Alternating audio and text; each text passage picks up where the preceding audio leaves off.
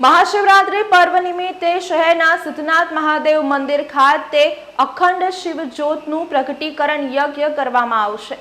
આ અંગે વધુ માહિતી અગ્રણી નીરજ જૈન દ્વારા આપવામાં આવી। વડોદરા નવનાથ કાવડ યાત્રા સમિતિના અધ્યક્ષ નીરજ જૈને જણાવ્યું હતું કે હાલ પ્રયાગરાજમાં મહાકુંભ ચાલી રહ્યો છે। અમે જ્યારે પ્રયાગરાજથી કાશી ગયા હતા ત્યારે કાશીના મંદિરમાં અખંડ મહામૃત્યુંજય જાપની આહુતિ અપાતી હતી। તે જોઈને તેવી જ રીતે અખંડ શિવજ્યોતનો વિચાર આવ્યો હતો। મહાશિવરાત્રી પર્વના દિવસે અખંડ શિવજ્યોતનું પ્રાગટ્ય કરવામાં આવશે। સવારે 10 કલાકે શરૂ કરાશે। વડોદરા શહેરના શિવભક્તોને આ આહુતિ આપવા માટે આમંત્રણ આપવામાં આવ્યું હતું। અખંડ યજ્ઞમાં જે કોઈ ભક્તોને ભાગ લેવો હોય તો તે આવી શકે છે અને મહામૃત્યુંજય મંત્રની આહુતિ આપી શકે છે। અહીંયા આહુતિ આપવા માટે સામગ્રી પણ આપવામાં આવશે। 24 કલાક યજ્ઞમાં ભક્તો ભાગ લેશે। યજ્ઞકુંડ માટે ખાસ પ્રકારનો એક શેડ બનાવવામાં આવ્યો છે। આગામી દિવસોમાં નવનાથ મહાદેવમાં પણ આ પ્રકારનું આયોજન કરવાનો વિચાર કરી રહ્યા છે। આ યજ્ઞ શિવરાત્રિના દિવસે સવારે 10 કલાકે શરૂ થશે। સમગ્ર આયોજનને લઈને અગ્રણી નીરજ જૈન દ્વારા વિસ્તૃત માહિતી આપવામાં આવી હતી। નવનાથ મહાદેવ એ વડોદરાના રક્ષક દેવ છે। 2014થી નવનાથ મહાદેવ કાવડ યાત્રા સમિતિ દ્વારા નવનાથ મહાદેવની કાવડ યાત્રા 37 કિલોમીટર નીકળવામાં આવે છે અને શિવરાત્રી પર કંઈ ને કંઈ કાર્યક્રમ અમે કરતા આવ્યા છે। આ વર્ષે જ્યારે વિચાર આવ્યો કે અમે જ્યારે કાશી ગયા અને સાથે સાથે મહાકુંભમાં બધાએ દર્શન કર્યા પછી બધાને એક વિચાર આવ્યો કે ભાઈ કાશીમાં જો અખંડ ધોળો હોય તો વડોદરામાં કેમ નહીં? કારણ કે વડોદરા કાશી પછી સૌથી વધારે દેવાલયો શિવાલયો વડોદરા શહેરમાં છે। એટલે વડોદરા આમ જોવા જઈએ તો વિશ્વામિત્ર ઋષિના વખતની છોટી કાશી તરીકે ઓળખાય। એટલે વડોદરામાં પણ આ થવું જોઈએ। એટલે વિચાર કરીને અમે શિવ યજન શિવના અનુસંધાનમાં એક યજ્ઞકુંડ શિવ જ્યોત અખંડ મહામૃત્યુંજયના જાપથી પ્રગટાવવાનું નક્કી કર્યું અને વિચાર કર્યો અને પછી સિદ્ધનાથને શરૂઆત કરવાની। કારણ કે સિદ્ધનાથ મહાદેવ એ છે કે દરેક આત્માને જીવને શિવ તરફ જવું હોય તો પહેલાં પોતાની આત્માને જીવનને સિદ્ધ કરવું પડે, એટલે સિદ્ધનાથ મહાદેવ।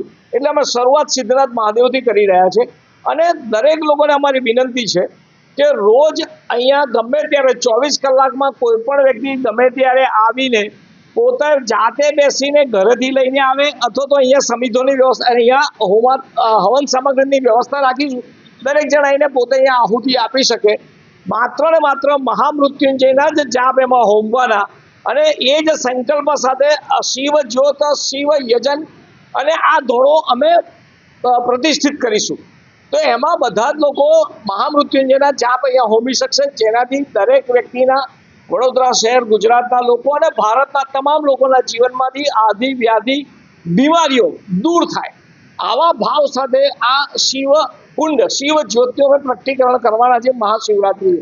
અને મહાશિવરાત્રિ એવું પર્વ છે કે જે દિવસે દેવાધિદેવ મહાદેવ અને પાર્વતી માતાનું લગ્ન થયું હતું। તો આ પણ એક લગ્નના ઉજવણીના ભાગ જ છે। તો બધાને જ મારી વિનંતી છે, વડોદરા શહેર નવનાથની નગરી છે, શિવની નગરી છે, મારી બધાને જ વિનંતી છે કે આવો આપણે સૌ સાથે મળી આ શિવ યજન શિવ જ્યોતના પ્રગટીકરણમાં રહીએ અને આપણી પણ એક આહુતિ મહામૃત્યુંજયની આપણે એમાં આપીએ। આહુતિની શરૂઆત કયા સમયે થશે ને કોણ કરશે? આ આહુતિની શરૂઆત અમે જે નક્કી કર્યું છે મુજબ આ જે યજ્ઞશાળા જે બની એ યજ્ઞશાળામાં જેમણે આખો શેડ બનાવવાનો જે ખર્ચો પોતાની ગ્રાન્ટમાંથી આપ્યો છે એવા અકોટા અમારા વિસ્તારના અકોટા વિધાનસભાના ધારાસભ્ય ચૈતન્યભાઈ દેસાઈની ગ્રાન્ટમાંથી આખો યજ્ઞશાળા બની છે, શેડ બન્યો છે। સાથે સાથે સામેના જ ભાગે બાળુભાઈ શુક્લ રહે છે, એમનું જૂનું ઘર છે। એટલે બાળુભાઈ શુક્લ વડોદરા શહેરના છે, રાવપુરાના ધારાસભ્ય છે, ગુજરાત સરકારમાં દંડક છે। વડોદરા ભારતીય જનતા પાર્ટીના અધ્યક્ષ ડૉક્ટર વિજયભાઈ શાહ અને સાથે મનસુખભાઈ પટેલ રાષ્ટ્રીય સ્વયંસેવક સંઘ એના વડોદરા વિભાગના કાર્યવાહી છે।